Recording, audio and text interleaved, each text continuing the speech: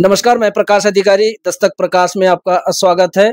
आज हम एक ऐसी शख्सियत से आपकी रूबरू करा रहे हैं जो विभिन्न विधाओं पर और विभिन्न कार्य क्षेत्रों में अपने आप की बेहतर प्रस्तुतिकरण देकर के यह साबित किया है कि साहित्य और रंगमंच और मंच की जो प्रस्तुतिकरण है उसको बेहतर ढंग से की जा सकती है। और कई एक विधाओं पर किताबें लिखी हैं, कविता संग्रह लिखी है। और एक सबसे बड़ी उपलब्धि की बात ये रही कि उन्होंने रविंद्रनाथ और छायावादी को लेकर के पीएचडी की है। एक बृहद रचनाधर्मिता की जो कार्य है आगे बढ़ा रहे हैं। हमारे साथ है डॉक्टर जयंत शाह जी। जयंत शाह जी, आपका बहुत बहुत स्वागत है हमारे चैनल पर। और आपसे हम बात करेंगे विभिन्न विधाओं पर आज। नमस्कार प्रकाश अधिकारी जी, और दस्तक प्रकाश को सुनने वाले सभी श्रोताओं दर्शकों को मेरा सादर नमस्कार।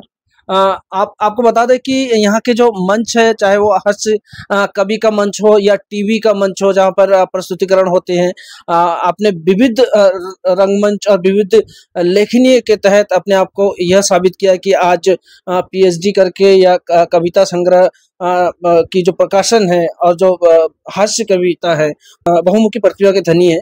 और आज हमारे साथ बैठे हैं। तो हमारी जो युवा है, आज के जो नए रचनाधर्मिता के क्षेत्र में आना चाहते हैं या कुछ जो प्रतिभा है, उनके लिए कौन सा क्या संदेश रहेगी आपकी, और यहाँ तक की जो प्रेरणा है वो आपको कैसे और किस तरीके से आप देखते हैं इसको? तो प्रकाश जी, एक तो सवाल आपने बहुत सारे एक साथ ही पूछ डाले हैं जी, लेकिन मैं आपसे चर्चा यही करना चाह रहा था कि देखिए, कविता लिखना एक अलग विषय है और कविता को प्रेजेंट करना वो दूसरा विषय है। जी, क्या होता है कि बहुत से लोग ऐसे हैं कि अच्छी अच्छी कविताएं लिखते हैं लेकिन मंच पर उनका प्रेजेंटेशन नहीं होता है। जी, तो जहाँ तक हिंदी रंगमंच या कविता मंच की बात मैं कर रहा हूँ, तो वहाँ पर जो मंचीय कवि है वो लोग हैं जो उसके स्क्रिप्ट राइटर भी वही है और उसको प्रेजेंट करने वाले भी। जी। तो कविताओं से तो मेरा जुड़ाव शुरू से बचपन से ही रहा है। मंचों में मेरा बास में जाना हुआ है। जहाँ तक आपने कहा कि युवा लेखकों के बारे में, तो पहले तो ये डिसाइड करें कि मुझे कविता पढ़नी है तो किस विषय पर, क्योंकि ऑलराउंडर जैसा कुछ होता नहीं है। कई बार कई लोग हास्य में होते हैं, कुछ श्रृंगार में होते हैं, कुछ ओज में लिखते हैं। और दूसरी बात है, उनको कविता लिखनी है और उसे स्टेज में परफॉर्म करना है, तो परफॉर्म करने के लिए क्या क्या चाहिए उस पर भी वो अपने बारे में थोड़ा सा विचार कर लें। हाँ, आपने मतलब आज तक की जो उपलब्धियां रही है वो कहाँ तक रही है और किस तरीके की परिस्थिति? उपलब्धियाँ ये है कि कविताएं तो मैंने बहुत सारी लिखी है। मेरी तो किताब भी आई है, सपनों का रंग नीला क्यों है। क्योंकि हिंदी में दो धाराएं हैं, एक वो धारा जो लिखते हैं जिनको पढ़ा जाता है, और एक वो धारा जिनको लोग सुनते हैं, देखते हैं। ऐसे बहुत कम लोग हुए हैं जो दोनों जगह फिट हुए हैं। जैसे गोपाल दास नीरज की बात हम करते हैं, तो गोपाल दास नीरज दोनों जगह फिट थे। उनको लोगों ने पढ़ा भी, उनको लोगों ने सुना भी, और उनको फिल्मों में भी ब्रेक मिला, फिल्मों के जरिए भी लोगों ने उनको सुना। तो ऐसे हिंदी में आपने देखा होगा बहुत से ऐसे कवि हैं जो जिनकी कविताएं, जिनके लेख आपको यूनिवर्सिटी के सिलेबस में उपलब्ध होंगे लेकिन वो मंच से गायब है। जी, बहुत लोग ऐसे हैं जो मंच पर बहुत बड़े स्टार है मगर वो यूनिवर्सिटी से गायब है। जी। तो हिंदी में ये दोनों धाराएं अलग अलग है, और इन दोनों धाराओं में से अंतर इतना ही है कि वो प्रेजेंट करना पड़ता है और इसमें सिर्फ लिखने से काम चल जाता है। तो आपकी जो रविंद्रनाथ और जो छायावादी है जो आपने पीएचडी की है, उस पर क्या कहेंगे? देखिए, रविंद्रनाथ और छायावाद पर तो मैं स्पेशली मैंने जब इंटर किया था तभी मैंने डिसाइड कर लिया था कि अगर मुझे कभी शोध कार्य करना है हिंदी में तो ये टॉपिक रहेगा। तो एमए के बाद दरअसल हुआ कि कई सारी लाइफ में कई सारे ऐसे मौके आए, किसी को मैं समझा नहीं पाया या कोई मेरी बात समझ ही नहीं पाए होंगे। तो इत्तेफाक से जब मेरी जॉब मिल गई तो एक बार वो प्री पीएचडी का हमारे यहाँ एग्ज़ाम हुआ, तो उसमें मैं क्वालिफाई कर गया। तो यूनिवर्सिटी वालों ने मुझे टॉपिक का गाइड का तो मैंने बना दिया। वो बना के मैं चल रहा था, उसकी सिनॉप्सिस वगैरह मेरे पास पहले से ही तैयार थी। क्योंकि रविंद्रनाथ को गीतांजलि स्पेशली, तो रविंद्रनाथ का संपूर्ण साहित्य अपने आप में बहुत व्यापक है। और गीतांजलि की बात हम करते हैं तो वो 1910 की रचना है। 1910 में वो पब्लिश हुई पहली बार बांग्ला में, और 1912 में इंग्लिश में पब्लिश हुई सॉन्ग ऑफरिंग्स के नाम से जी। और 1913 में उनको नोवेल मिला।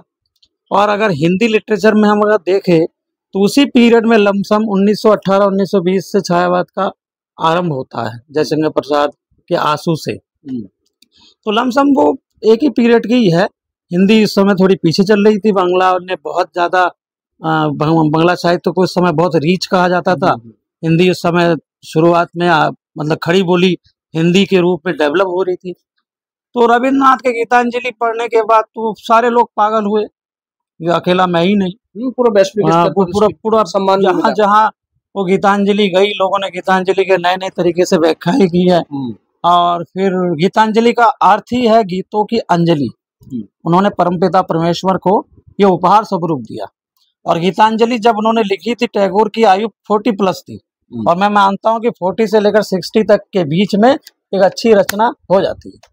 आपकी जो छपी कविताएं हैं उसमें काफी गंभीरता है, काफी भाव है, और काफी उसमें जो सूचना है समाज को देना है, वो सारी चीजें इसमें देखने को मिलती है। तो इन फ्यूचर आपकी क्या प्लानिंग है, और अब तक आपकी कितनी किताबें छपी है? देखिए, मैं ये मानता हूँ कि मेरे लेखन के 2 सेट्स हैं। एक ऐसा हिस्सा है जो मुझे मंच पे जाकर के जिसकी आपूर्ति नहीं हो पाती है जी, तो मैं उनके लिए गंभीर विषय पर लिखता हूँ।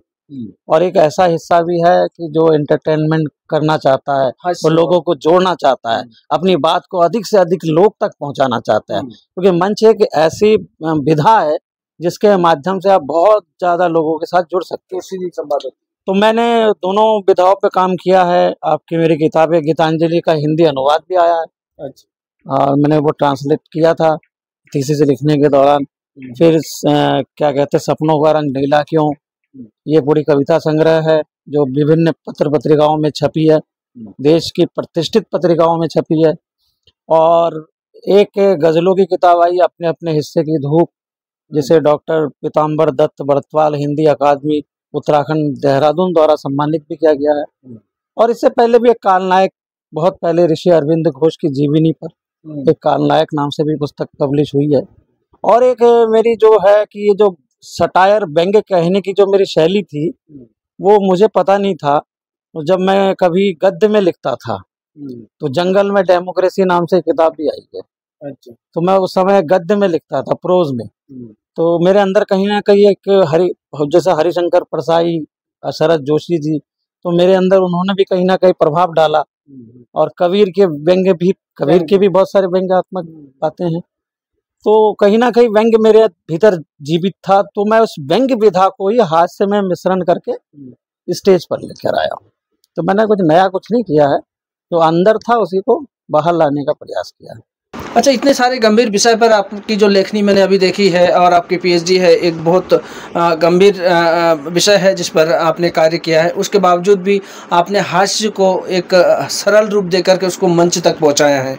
और उसको लेकर के फ्यूचर में क्या आपकी प्लानिंग है, उसको किस तरीके से आम दर्शक तक आप उसको पहुंचा सकते हैं? बहुत मतलब वाजिब सवाल है आपका प्रकाश जी। और मैं आपको बताऊं कि कहीं अशोक चक्रधर ने लिखा था कि सरल लिखना कठिन है और कठिन लिखना सरल है।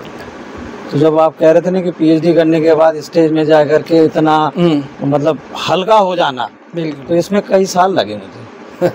हल्का होने में बहुत समय लगता है। आपको गंभीर होना है तो बहुत इजी है गंभीर। आप गंभीर कविता लिखने वाले बहुत है। अगर किसी को कहा जाए ना कि सरल ढंग से कोई कविता लिख के लाओ, तो नहीं लिख पाते हैं लोग। और मैं आपको बताऊं कि सरलता की वजह से ही लोग फेमस होते हैं। मुंशी प्रेमचंद इतने फेमस क्यों है? उनकी स्टोरी को देख लीजिए, उनकी भाषा देख लीजिए, एकदम सरल है। टैगोर क्यों फेमस हुए? टैगोर से पहले माइकल मधुसूदन दत्त ने भी कविताएं लिखी। आपको मंच में मैंने कई एक जगह देखा है, बहुत कम शब्दों में बहुत सारी चीजों को। जी बिल्कुल, एकदम बिल्कुल सरलता के साथ। मैं कह तो रहा हूँ कि जितना आप इजी हो जाएंगे, लोगों को लगना चाहिए मंच पर या पढ़ते हुए भी, तो कोई आपको पढ़ रहा है। जैसे आचार्य रामचंद्र शुक्ल ने उनको रामचंद्रिका के लेखक उनको केशव चंद्र को कहा था कि कठिन काव्य का प्रेत। हाँ, ऐसे मतलब माइकल मधुसूदन दत्त के बारे में भी कहा जाता है। तो उनकी जो भाषा है वो आम जनमानस तक नहीं पहुंच सकती। हाँ, ठीक। रामचरितमानस इतना फेमस क्यों है? क्योंकि तुल्सी की जो भाषा है, अवधी भाषा, वो जनमानस तक पहुंच गई। सूर की पहुंच गई, कबीर की पहुंच गई। कबीर ने बहुत ही मतलब हल्के शब्दों में बात कही, भाषा कोई आने नहीं आया, नहीं आया ना शब्दों में।